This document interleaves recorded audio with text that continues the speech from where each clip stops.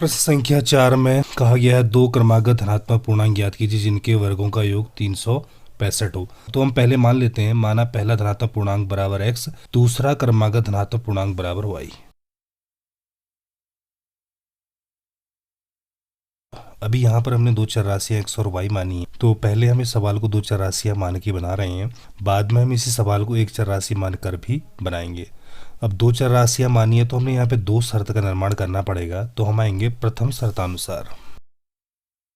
चूंकि x और y सवाल के अकॉर्डिंग क्रमागत धनात्मक पूर्णांक हैं, जैसे ही क्रमागत धनात्मक पूर्णांक हमारे पास होती है 1 और 2 या 3 और 4, 5 और 6 भी होती है, तो यहाँ पे हम हर केस में देख सकते हैं 1 और 2 के केस में 2 पहले वाले से एक ज़्यादा है, 4 पहले वाले 3 से एक ज़्यादा है, 6 भी पहले वाले 5 से एक ज़्यादा है।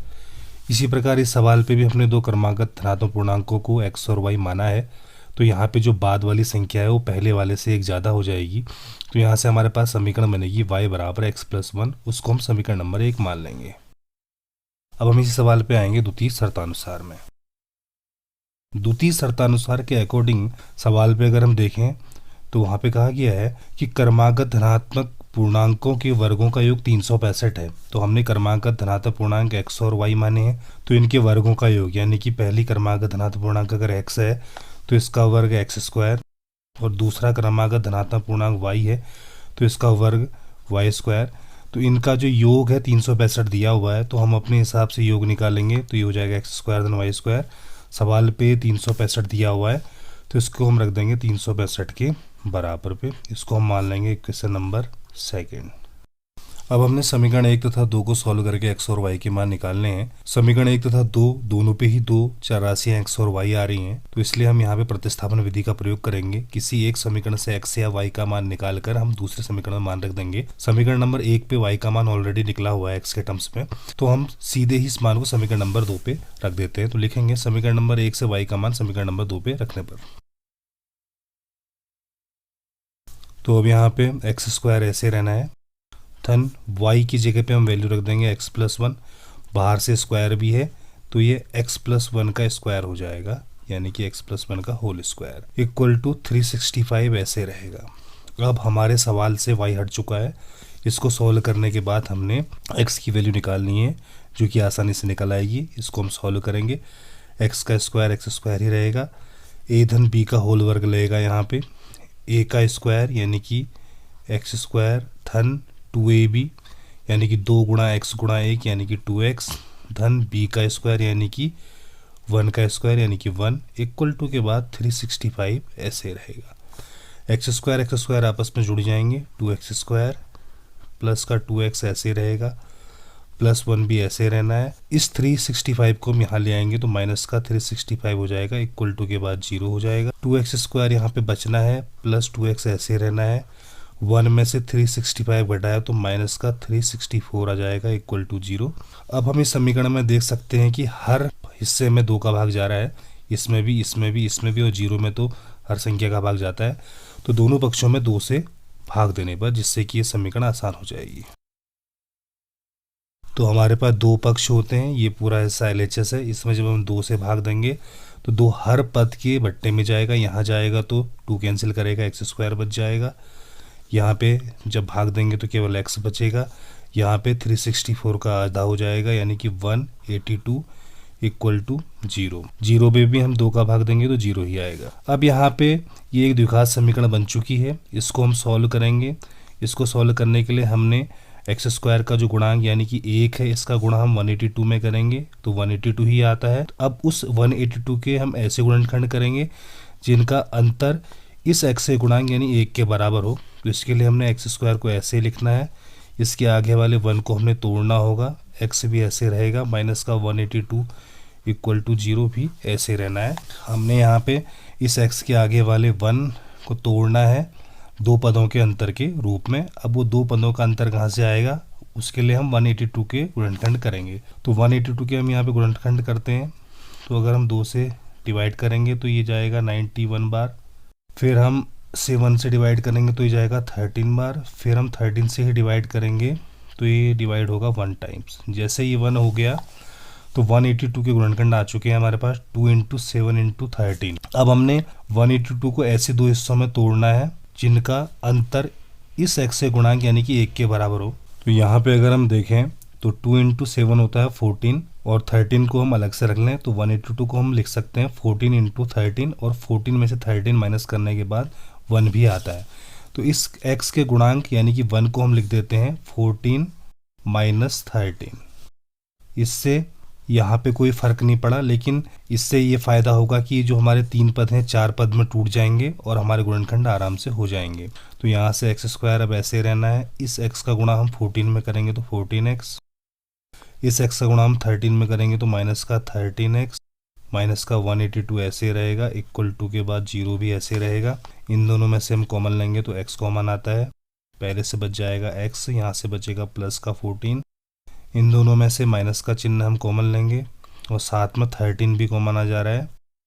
तो माइनस का चिन्ह कॉमन लिया तो ये माइनस ना होके अब प्लस बन जाएगा और 13 बाहर ले लिया तो केवल x बचेगा। यहाँ से भी हमने माइनस बाहर ले लिया है तो अब ये प्लस का बन जाएगा। 13 बाहर ले लिया है तो अभी हमने देखा था कि 182 इक्वल टू होता है 14 इंटू 13। 13 अगर बाहर चले गया है तो 14 यहाँ पे बच जाएगा। आप इससे डिवाइड करके भी देख सकते हैं, 13 का भाग इसमें दिया तो 13 का 13 बचा 5, 52 हो जाएगा, 13 को 52 यानी कि 34 ही आना है। बराबर के बाद वाला 0 ऐसे ही रहना है। अब इन दो पदों में इसमें और इसमें x प्लस 14 यहाँ पे भी आ रहा है, x प्लस 14 यहाँ पे भी आ रहा है, तो x प्लस 14 आ जाएगा बाहर कॉमन, इस वाले से बच जाएगा केवल x और यहाँ से बच जाएगा माइनस का 13, इक्वल टू के बाद 12 0 ऐसे रहेगा। अब दो संख्याओं का गुणा अगर 0 होता है तो हम एक एक करके दोनों को 0 के बराबर लेते हैं। तो पहला वाला मान यानी कि x प्लस 14 को अगर हम 0 के बराबर रखेंगे, यदि x प्लस 14 इक्वल टू 0 तो यहाँ से हमें मिल जाएगा x इक्वल टू माइनस का 14। परंतु हमने शुरुआत में x को धनात्मक पूर्णांक माना था तो इसलिए ये मान अमान्य हो जाएगा। इसका कारण भी हम इसी के आगे लिख देंगे, क्योंकि x एक धनात्मक पूर्णांक है। अमान्य का मतलब कि हम इस मान को मान नहीं सकते हैं। अब हम दूसरे वाले मान यानी कि x माइनस 13 को 0 के इक्वल रखेंगे, तो यदि x माइनस 13 इक्वल टू 0 तो यहाँ से हमें x की वैल्यू मिल जाएगी 13। यह मान बिल्कुल एक्यूरेट आ रहा है, यानी कि धनात्मक पूर्णांक जो हमने x को माना था ये भी धनात्मक पूर्णांक ही आ रहा है।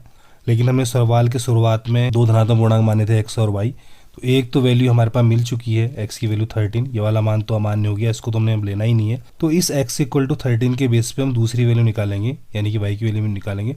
इस मान को हम समीकरण नंबर 1 या 2 किसी में भी रख के y की वैल्यू निकाल लेते हैं। समीकरण नंबर 1 पे रखना ज़्यादा ईजी है, तो x का मान समीकरण नंबर 1 में रख लेते हैं, इससे हमें y मिल जाएगा x का मान समीकरण नंबर 1 में रखने पर। तो यहाँ से y की वैल्यू मिल जाएगी 13 प्लस 1 इक्वल टू 14। दोनों ही आंसर हमारे पास आ चुके हैं, तो हम लिख देंगे पहला धनात्मक पूर्णांक x बराबर 13, दूसरा क्रमागत धनात्मक पूर्णांक y बराबर 14 आंसर।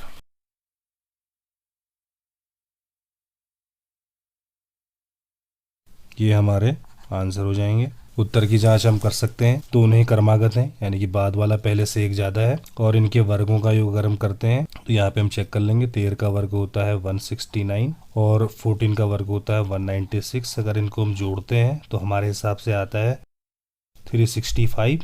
सवाल पे भी 365 ही दिया हुआ था, इसका मतलब हमारा आंसर बिल्कुल सही आ रहा है। इसी सवाल को हम एक चर राशि मानते हुए भी बना सकते हैं। तो हम यहाँ पे हम मानेंगे कि माना पहला धनात्मक पूर्णांक बराबर x, इसी टाइप से, तो उसको हम लिखते हैं ऐसे लिखेंगे यहाँ पे, माना दूसरा क्रमागत धनात्मक पूर्णांक बराबर। अब जैसे कि हमने पहले वाली विधि में दूसरे धनात्मक पूर्णांक को y माना था, यहाँ पे हम y ना मान के इसे x के टर्म में ही मानेंगे। अब चूंकि दोनों ही धनात्मक पूर्णांक है, क्रमागत दिए गए हैं, तो क्रमागत में सदैव बाद वाला पहले से एक ज़्यादा होता है।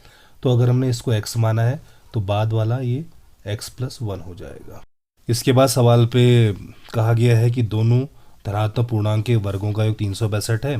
तो इसी सवाल की तरह हम यहाँ पे भी पहले संख्या का वर्ग करेंगे तो इसका वर्ग होगा x स्क्वायर, और दूसरे का वर्ग करेंगे तो ये होगा x धन 1 का वर्ग। इसको हम जोड़ेंगे तो ये इन दोनों क्रमागत संख्याओं के वर्गों का योग हो जाएगा। सवाल पे ये 365 दिया है तो बराबर के बाद 365 रख देंगे। अब यह चीज़ सेम टू सेम इससे मिल रही है, और जब हम आई को सॉल्व करेंगे ऐसे करते करते हम यहाँ तक पहुँच जाएंगे। यहाँ पे x की वैल्यू -14 निकली हुई है, जो कि अमान्य हो जाएगी क्योंकि हमने शुरुआत में माना है कि x एक धनात्मक पूर्णांक है। तो यहाँ से x की केवल एक ही वैल्यू मिलेगी 13, तो हमारी x की वैल्यू आ जानी है केवल 13। इसके बाद हम कहेंगे कि आता है पहला धनात्मक पूर्णांक x बराबर 13, दूसरा धनात्मक पूर्णांक बराबर x + 1 बराबर हो जाएगा 13 + 1 = 14 आंसर। तो दोनों ही विधियों से आप यहाँ पे सवाल को बना सकते हैं।